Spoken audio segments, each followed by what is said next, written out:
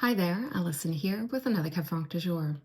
Today's wine is taking us to the region of Colchagua in Chile's Central Valley, and we're looking at the Viña Maquis 2016 Maquis Franco. Based in the region of Palmilla in the heart of Chile's Colchagua Valley, the viticultural history of the Maquis estate can be traced back over 300 years when the land was first planted to vine by the Jesuit missionaries. The modern story of the estate begins in 1916, when the property was purchased by José María Hurtado Larraín, who built a cellar and began making wine with his son Ignacio from the vines that were already planted on the property. The winery today is still in the hands of the Hurtado family and is currently led by fourth generation Ricardo Rivadeneira Hurtado. Viña Maquis is unique, not just in Colchagua, but across Chile as a whole, as the winery's history and ethos are deeply connected to Cabernet Franc. In fact, among the first wines made at the estate by José María and Ignacio were based with Cabernet Franc from vines planted on the property in the late 1800s. And some of these heritage Cabernet Franc vines remain planted at the estate today. This commitment to Cabernet Franc was further solidified with the creation of the Maquis Franco in 2008. This is the estate's flagship wine and Chile's first icon wine made from 100% Cabernet Franc, a wine that is consistently ranked as Chile's best Cabernet Franc today. This passion for Cabernet Franc extends to the family's sister winery, Viña Maquis, which is located in the Colchagua Costa zone in the subregion of Maquis, and here they are also growing Cabernet Franc for a single varietal wine. All told, the family is working with around 39 hectares of Cabernet Franc vines planted across their estates, and from this they are making 3 single varietal Cabernet Francs. At Viña Maquis, they are making 2. They have the Maquis Revela and the Maquis Franco, and Cabernet Franc also plays a very important role in their other top red wine, the blend Lien. And then at Viña Maquis, they are making the tiny blocks Cabernet Franc Gran Reserva. Their vineyards are farm certified sustainable, and this winery was actually one of the first wineries in Chile to receive sustainability certification. And Ricardo is supported by head winemaker Rodrigo Romero, and in the vineyard and cellar they are working with renowned viticulturalist Xavier Chaunet and consultant Éric Boisneau, who is the son of legendary Bordeaux consultant Jacques Boisneau. Now, a few months ago, I did a video featuring a Cabernet Franc from Chile, but in that video, I didn't really provide an overview of the Cabernet Franc picture in Chile. So I want to take a moment to share a few of the most recent stats out there for Cabernet Franc in Chile. So as of 2022, there was around 1,702 hectares of Cabernet Franc vines planted in the country. That represents 1.3% of the area under vine in Chile. And perhaps unsurprisingly, the majority of the Cabernet Franc is planted in the Central Valley. A whopping 95% of the Cabernet Franc is planted in Chile's Central Valley. And the number one region within the Central Valley is Colchagua, and there's around 647 hectares of Cabernet Franc vines planted here. And then that is followed then by Maule and then Maipo with around 463 hectares and 300 hectares respectively. Now, I get it, 1,702 hectares really isn't a lot of Cabernet Franc. And relative to the bigger picture, it is definitely not a lot of Cabernet Franc. But if we look at it big picture wise, in 1997, there was only 64 hectares of Cabernet Franc vines planted in Chile. So this represents a very large increase in plantings of Cabernet Franc in the last less than 30 years. So Viña Maquis and the Maquis Franco is taking us today to the region of Colchagua, and more specifically the subregion of Palmilla, which is in the Entre Cordilleras zone. Colchagua is a powerhouse wine-growing region in Chile's Central Valley and was at the heart of Chile's wine boom in the 1990s.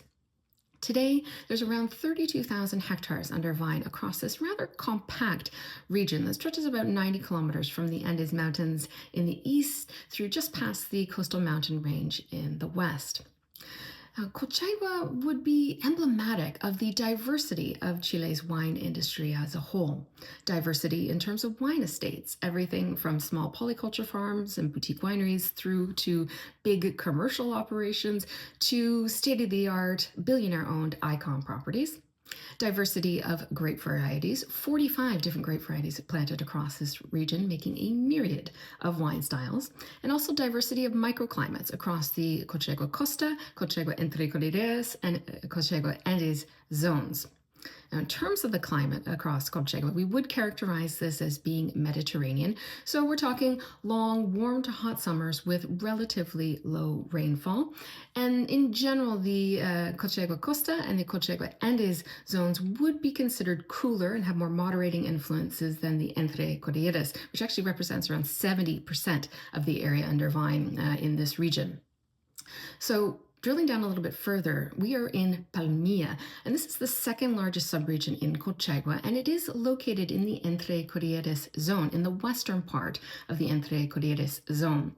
And by all accounts, this is Cabernet Sauvignon country and Carmenere country here, and I would argue that most of this region is too warm for Cabernet Franc. But where Viña Maquis and the blocks and this vineyard is located, it's in a really special part of Palmilla. And part of the reason why Cabernet Franc has been the cornerstone of this estate for over a century. So the vineyard is located in the southern part of Palmilla, right at the confluence of two major rivers. We have the Tinidarica River and the Chimbarongo River. These two rivers, in fact, meet and come together right at the northernmost point of the Maquis Vineyard. These two rivers have a huge influence on the microclimate and creating a cooler environment for the vines. So the rivers help to cool the environment. They also help to bring cooling breezes during the summer months, and this helps to moderate conditions and drop the overall vineyard temperature 2 to 3 degrees during the daytime during the summer months. These rivers also bring with them their own unique flora and fauna, and this helps to enhance the natural biodiversity of this vineyard site, and this is also very key to the expression of Cabernet Franc for Viña Maquis. And then the final point, and this is a very important point, is the soils here. So what we have here is clays of alluvial origin, and we have deep clay. We have these about 2 meters of heavy clay followed by a subsoil of gravels and river stones.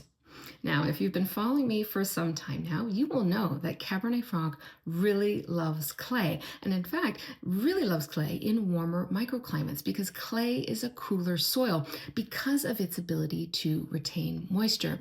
So this clay here at the Maquis Vineyard creates a cool, moist environment for Cabernet Franc to ripen more slowly, and it also lessens the possibility of drought stress.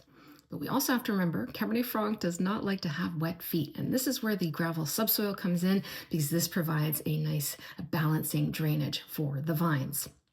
Now, looking at this wine a little bit more closely, this is from about 2 hectares of vines, and the vines were planted on their own roots. So these are ungrafted vines planted in 1999 by Massal Selection using heritage vine material from vines planted on the property in the late 19th century, very close to the Tinidarica River. This block is situated at an elevation of around 160 meters above sea level, and while to the naked eye it looks flat, there is a little bit of a grade to the west. The block of Cabernet Franc is in the southeast part of the vineyard, and the vines are planted very close to the Tinidarica River. Now, in terms of soil, of course, we are dealing with these all-important clays. So we have 2 meters of a heavier clay, followed by that gravelly subsoil. And the clay plays a really important role here. And winemaker Rodrigo Romero remarked to me that there's really 2 roles that the clay plays here in this expression of Cabernet Franc. First and foremost, it helps with minimizing and maintaining the pyrazines at a really balanced level.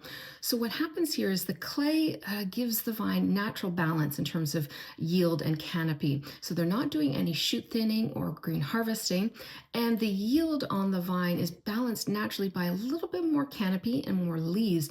This allows for enhanced photosynthesis, effectively helping to burn off the pyrazines. And then the clay also creates this moist, cool environment for the Cabernet Franc to ripen much more slowly and gradually. This allows for a more enhanced phenolic development and maturity of the skins and seeds, and it also helps to maintain relatively high acidities with lower potential alcohols. Now, in terms of the winemaking for this wine, the fruit for this wine is all hand harvested, and they are doing hand sorting of the berries and bunches and berries. And the fruit is all destemmed, so 100% destemmed fruit.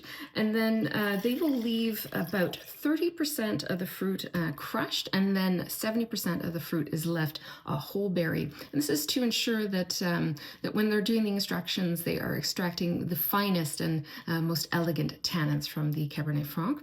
And then in terms of the fermentation, it is done in stainless steel with selected yeast, and the fermentation temperature is a bit cooler for red, so 22 to 24 degrees Celsius. The total time on skins is around 21 days. And then in terms of extractions, they'll just do some gentle pump overs during the active fermentation, and then the post-fermentation maceration is essentially through infusion. The finished wine is 95% free-run wine with just 5% of the pressed wine added in. And then in terms of the assemblage of this wine, in terms of the different micro lots that they vinify, the assemblage is done after malolactic fermentation, but before the aging. And the assemblage is done by Eric Boissneau. So he's doing that, like I said, before aging, after malo. And then the aging takes place over 24 months in 225 liter French oak barrels, of which about 1/3 is new. Now, before I get into the profile on this wine and my tasting notes on this wine, a few notes on the vintage. So this is a 2016 vintage. And while in general we would consider the climate of Chile to be pretty consistent, we do have to remember that there are the El Nino and La Niña effects that come in every few years. And so 2016 was an El Nino year. So the area, the country, experienced a little bit more rainfall than normal. And then the fall was a little bit cooler than average. So there was a dramatic cool down very close to or leading up to harvest. So they actually ended up harvesting the fruit a little bit later, but the fruit had really nice high acidities and overall a very gentle, elegant tannin profile. So let's dive in. So one thing that I will note off the top when I started to make my notes on this wine earlier is the fragrance of this wine is absolutely stunning. It is so lifted, so aromatic, so perfumed. And there really is a beautiful freshness about this wine, which is really quite surprising. There's nothing about the fruit profile that suggests that this is coming from a warmer, sunnier microclimate. And I would say, in fact, that this leans a little bit more earthy or savory, which I totally love. And yeah, the fruits are kind of taking a bit of a back seat, but the fruit profile is quite nice. It's more of a sweet tart fruit profile. I get a lot of red fruits. There is a little bit of a black raspberry thing going on as well, but more red fruit like Morello cherry. There's a bit of red plum, touch of pomegranate here as well. And we are starting to see the markings of some of those tertiary layers coming through. And I love the herbal profile of this wine. It is very exotic. Yeah, and it's so layered too. There's just a real plethora of like herbal and kind of plant notes on here. I'm getting like a bit of hoja santa. There's a real distinctive kind of menthol-like edge to this wine. Like there's a bit of mint, a bit of rosemary, maybe even a little bit of eucalyptus. But there is this real coolness about this wine, like cool, temperature cool. Like there's this really distinctive kind of brisk profile about this wine that is really interesting. There's no overt oak profile on the nose, maybe a touch of sandalwood. There's a little bit of smoke, but in general, I would say that the oak profile on the wine is really nicely integrated and the fruit really comes forward first. And there is a little bit of a spice profile on the nose as well.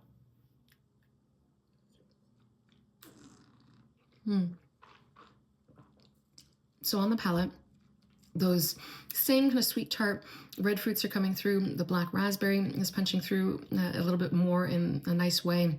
And in fact, I would say overall the palate leans a little bit more fruit forward than the nose. The nose was definitely a little bit more earthy, a little bit more herbal. The palate has a little bit more of that fruit forwardness coming through. The palate is also a little bit more spicy. So there is a bit of wood spice here, but there's also some varietal spice as well. Yeah, so classic wood spices like clove, allspice. There's a bit of cinnamon stick note as well, but there's also a nice pepperiness, like white pepper. And there's also a lovely kind of licorice anise seed note as well.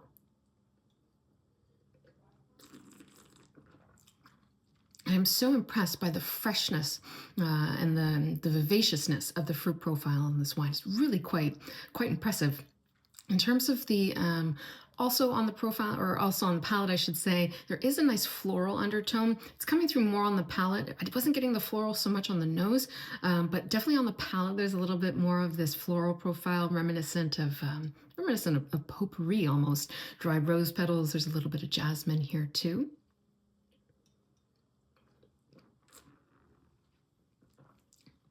The acidity is very lively, bright, persistent, cleansing. There's a refreshing edge to this wine. And the tannins are stunning. The tannins are very silky in the mouth. They're beautifully managed. There's a fineness to the tannins and a nice bit of polish to the tannins as well. These are very elegant tannins. And you are getting a little bit of wood tannin here and fruit tannin, but I think the wood and the fruit tannin are really, really nicely integrated, and they're working together in a really nice way. So there's this wonderful silkiness in the mouth, and then on the finish, we get a bit more of that kind of crushed velvet texture, which is providing just a little bit more structure and grip to this wine.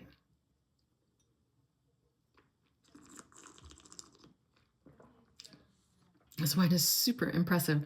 It's, I would say, medium plus body. It's got some breadth to it. There is some roundness to this wine. There is a little bit of a tactile sensation that, reminds me of that kind of what I'm used to when I'm tasting Cabernet Franc from more clayey soils. There is something very tactile about this wine, but what is really impressive here is there is concentration, there's depth, there's layers, but it's also weightless. There is this really elegant, kind of lifted weightlessness to this wine that is really, really super impressive. It's balanced, it's harmonious, it's super elegant, very finesse-driven, and really quite surprising, actually. This is my first time tasting this wine, and this was a wine that I was familiar with, but being an icon wine, and that has its own connotations, certainly. I was expecting something that had a lot more power and a lot more kind of boldness to it, but this is remarkably restrained and elegant and finesse-driven, and it's really quite lovely and quite a surprise as well. And now that I have tasted this wine and I've taken the time to understand the vineyards and what they are doing with Cabernet Franc, I'm a fan, and this is going to be a wine that I'm going to continue to seek out and collect as I can. Now, it is a more premium wine, certainly. This retails in that $100 range, so it is a little bit more on the expensive side, but you're getting a lot of bang for the buck here. Like, this is a really exquisite expression of Cabernet Franc, and it probably started the ball rolling for Cabernet Franc in Chile in terms of how people perceived this variety and how people approach this variety from a qualitative standpoint, and we're starting to see more and more exciting examples of Cabernet Franc coming out of Chile. So it's a very exciting moment for Cabernet Franc lovers, particularly as it relates to the wine coming out of Chile. So if you've had the pleasure of tasting the Maquis Franco, I would love to know what you thought of that wine in the comments below, or perhaps you have another favorite Chilean Cabernet Franc that you'd like to share. Let me know what that wine is in the comments below. And of course, as always, I'll be back again soon with another wine. Cheers.